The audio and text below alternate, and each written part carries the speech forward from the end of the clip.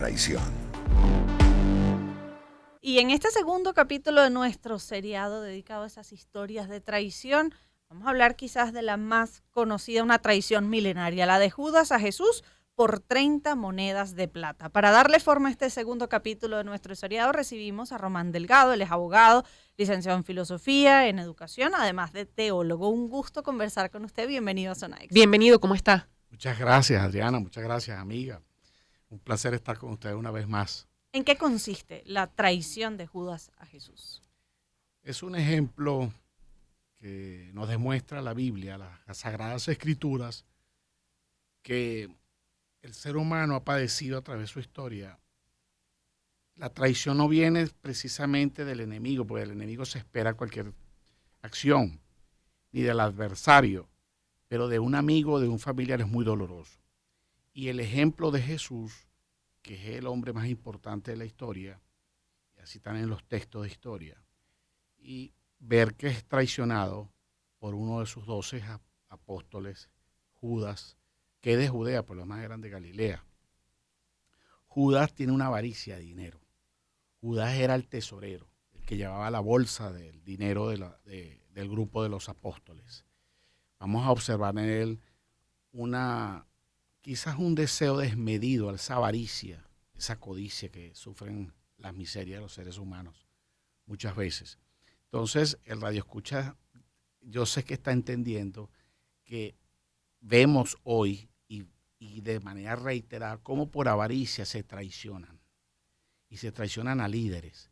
Y lo de Jesús fue muy doloroso y observamos, y cuando estudiamos las Sagradas Escrituras, el Nuevo Testamento en especial, porque además está en Salmos también, en Job, cuando sufre todo lo que tuvo que padecer y vivir, permitido por Dios también. Son ejemplos. La Biblia nos da mucha enseñanza, la Biblia nos da muchas moralejas, son muchos conocimientos que nos deja si nos ponemos a reflexionar sobre ella. Entonces, la traición de Judas a Jesús es una demostración de lealtad. Y bueno, él se sintió un gran remordimiento. ¿Pero es solo la avaricia lo que lo lleva a eso o dentro de esa traición hay otros intereses, desconfianza? Es decir, ¿qué más nos dice quizás la Biblia o los estudios más recientes? Porque uno siempre lo ha visto por el colegio o por el catecismo como, bueno, eso, el gran traidor. Sí. Bueno, Adriana, es una excelente pregunta. Fíjate que en los teología hemos analizado que él pudo haber tenido esperanza de que ese Mesías se manifestase ya como el rey de los judíos y que iba a enfrentarse a todo aquel para defender al pueblo judío. Y no fue así. No fue así. Jesús tenía que padecer y tenía que cumplir el propósito. Muy a pesar, fíjate que Judas va al templo y quiere devolver, y devuelve el dinero, lo tira, las 30 monedas de plata. Y él dice, he derramado sangre inocente. Y esas 30 monedas de plata se tuvieron que invertir en un terreno para enterrar a los extranjeros, porque esas 30 monedas de plata estaban bañadas de sangre inocente. Entonces, con respecto a la pregunta de que pudo haber habido otros intereses, es posible, es muy posible según la teología, porque él esperaba a lo mejor esa manifestación de liderazgo. Fíjense que cuando Jesús se llevaba ante Poncio Pilato, no le encuentra ninguna falta, no le encuentra ningún error cometido. El mismo Poncio Pilato queda maravillado, dice las Escrituras, con la posición de Jesús tan impertérrita, tan firme, tan leal ante esa muchedumbre pidiendo su cabeza ante otro delincuente, ante un delincuente, porque Jesús nunca lo fue, Barrabás. Entonces, Barrabás es soltado por petición de la muchedumbre. Hay intereses, por supuesto, habían intereses oscuros en esa población, de ese liderazgo de Jesús, que fue ganado con milagros, con palabras, con una posición de un liderazgo sin igual, y que marca la historia. Tenemos el cristianismo como la religión de mayor población mundial, seguida por el Islam, que es la segunda con mayor población a nivel mundial. ¿Y cómo pasa a la historia precisamente la figura de Judas como traidor, siendo ese ejemplo de traición desde el tiempo de la Biblia? Sí, Bueno, la figura de Judas ha sido tomada de manera muy lamentable. Usted no va a ver un niño nombrado Judas. Va a haber mucho Jesús, va a haber Juan, va a haber Pedro, va a haber Mateo, Lucas, Pablo, pero usted no va a ver, yo no he conocido, yo al menos, yo que soy profesor universitario y paso las listas todos los semestres de 300, 400 alumnos nuevos en diversas universidades, y además he visto un Judas. Judas Ernesto por ahí no. No lo he visto. Entonces, eso nos da a nosotros un mensaje, ¿no? Lo mal que quedó en la historia con respecto a tu pregunta y tu interrogante. Es lamentable, pero eso nos enseña a nosotros cómo debemos ser nosotros precavidos y tener sabiduría. Tener sabiduría es tener precaución con las amistades. ¿Y en quién confiamos? ¿En quién confiamos? Y bueno, poner primeramente nuestra confianza en Dios. Ese es el mensaje que uno... ¿Y cómo se llegan a establecer tradiciones como por ejemplo la quema de Judas, que en algunos países es tan emblemática, tan llamativa y sirve de ejemplo para quizás poner para de bulto, castigar al traidor? Castigar y hacer reclamos incluso en su actualidad. Es decir, pasa de esa ser la referencia del que no te cumple. Que además no solo el Judas no se quema en figuras, sino en problemas en diferentes países, e incluso esto que vamos a quemar la inflación. Sí, lo que ustedes han dicho es una verdad que nosotros hemos visto en pueblos, en ciudades, en diversos países de creencia cristiana. Y eso ha sido una costumbre, quemar aquel personaje o aquella situación, como ustedes bien han expresado las dos, donde eso es un motivo de malo, es algo negativo, es algo que se quema, es algo que se le castiga. Y bueno, es visto de mala forma, tan de mala forma es ese Judas que vamos a quemar a Judas después finalizando la Semana Santa. Que por cierto, hay que llegar también a quién era Judas, de dónde sale para que Jesús lo escoja entre sus discípulos o los llamados 12 apóstoles. Llama profundamente la atención de tu pregunta porque Mateo era el recaudador de impuestos y Judas no manejaba números. Entonces, en la sabiduría de Jesús, y además estaba ya anunciado en en los salmos, el libro de Salmos, el que levantó el calcañar, que comía conmigo, me ha traicionado. Entonces, la anunciación, la profecía de ese Mesías estaba ya de una manera, en cierta forma, anunciada. Pero con respecto a lo que tú dices, que por qué fue escogido Judas Iscariote, posiblemente es un hombre que demostró interés y se hizo amigo de Jesús para manejar el dinero.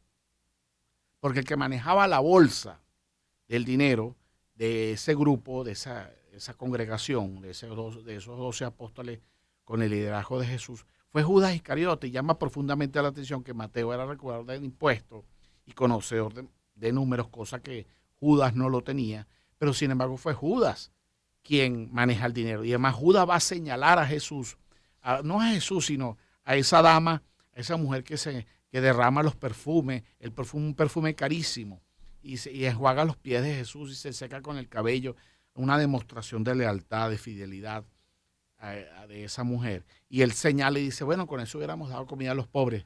Fíjense la mentalidad, las cosas que nos pone en la Biblia, que además a mí me gustan mucho las ironías de Dios. A mí me encanta cómo Dios se manifiesta, ese liderazgo, que no cabe dentro de la mente natural del hombre. Los esquemas naturales del ser humano son otros y los esquemas de Dios son otros. Entonces a veces nuestros pensamientos no son los pensamientos de Dios y los pensamientos de Dios no son nuestros pensamientos. Y además alrededor de este traidor hay toda una serie de símbolos, como por ejemplo el beso.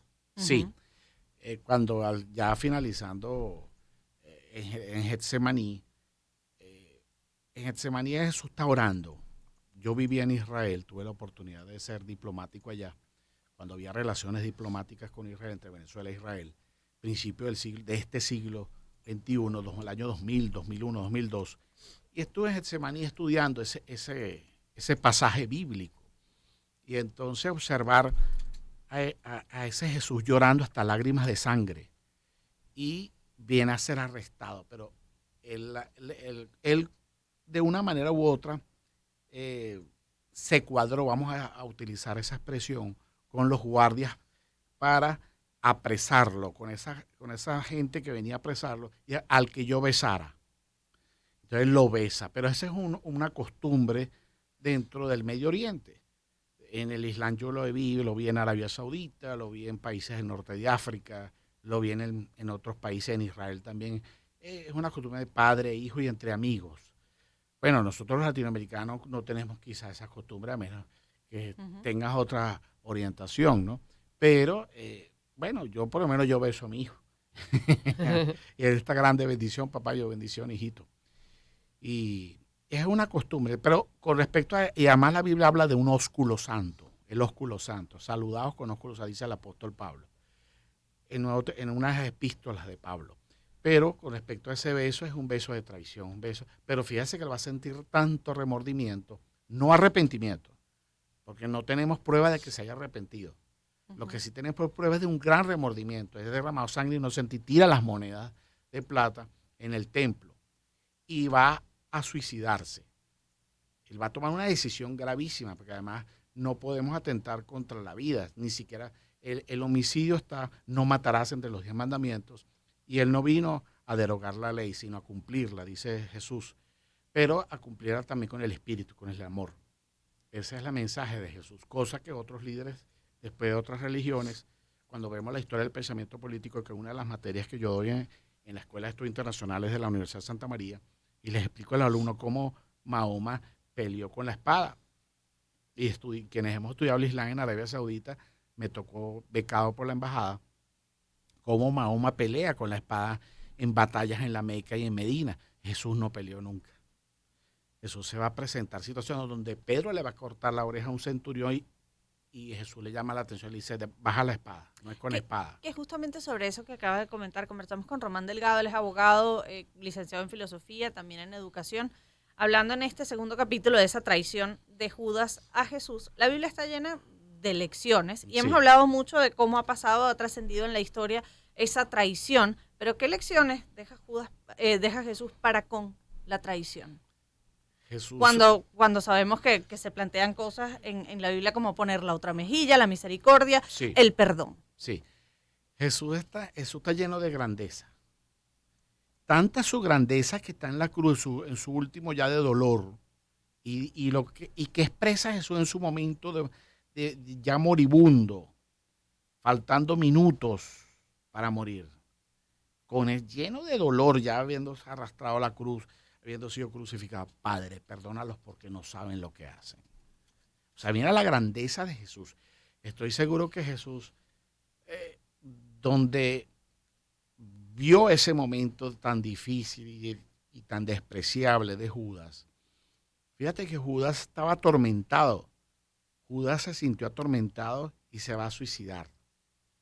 Jesús, como la pregunta que tú haces, Jesús en su grandeza, él se entrega y no pelea. Él va de una manera muy serena. Y está escrito en los evangelios. Usted lee Mateo, en el capítulo 26 en adelante, ve que Jesús es presentado en el Sanedrín. Y dice que Poncio Pilato queda maravillado de su actitud tan firme y tan serena. Es una actitud de una persona con una capacidad de entendimiento superior. Es una persona que actúa de una manera serena ante una situación tan difícil como esa. Es demostración de grandeza, sabiduría y ponderancia y equilibrio. Total y absolutamente. Román, muchísimas gracias por habernos acompañado en este segundo capítulo del seriado Lealtad Hipotecada, Historias de Traición. Hoy hablando de uno de los grandes traidores de la historia, Judas Iscariote. Muchas gracias, siempre a la orden. 10:33 minutos, a esta hora nos corresponde.